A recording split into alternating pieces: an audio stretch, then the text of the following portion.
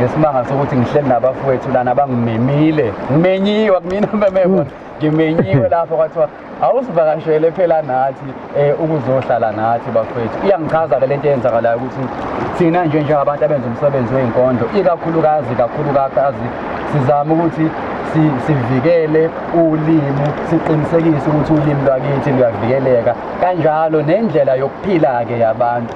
Isona sizathu-ke lesi ngibona ngihleli lapha namhlanje, ngihleli nabafowethu lapha abalobi. Ngisazonitshela sisazoxoxa ngabo, sanibonani bafowethu. Thula isikandaba. Umnqambaziso wenkundla uBhacala kaBulawayo. Usithakazelo sikaMngcwabo umgodi kalandelayo. Unhlanhla ubekwe emaciheni umagumbu unhlamvu umlando kaPhakamani Masosha Ndabuko. Mzukwane. Unduku nondukwana benza isiphambano sokudumisa uNomkhubulwana. Kwasuka kusukela uCose beletha amadwala emhlanu uyisidlo sesile satholakala ehlane.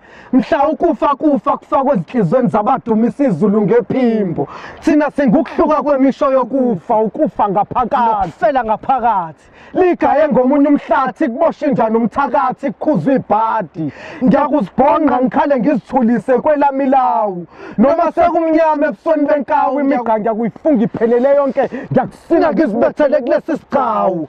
Kwafiphala insini namhawu labo gombela kwesabi impisidla amahawu. Yimi lo yangibeletha ilanga emhlane ngezimpande za ngiyahlobonga mfazi. Namhlanje uzela amawele yimi uFiphakazi umzukulu kaNtabakazi usitekete sosikafakazi usigcawu unkundla kagcina isiko.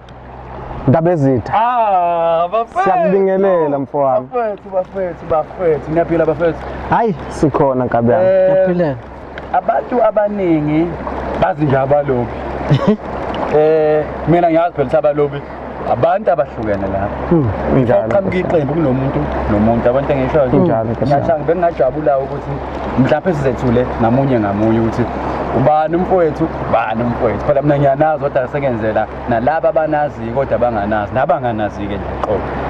Ya ngoba phela sihamba ngesinto ayiqale kwesokudla igudle njalo ayibona umlobo omunye Nhlanhla wakabeko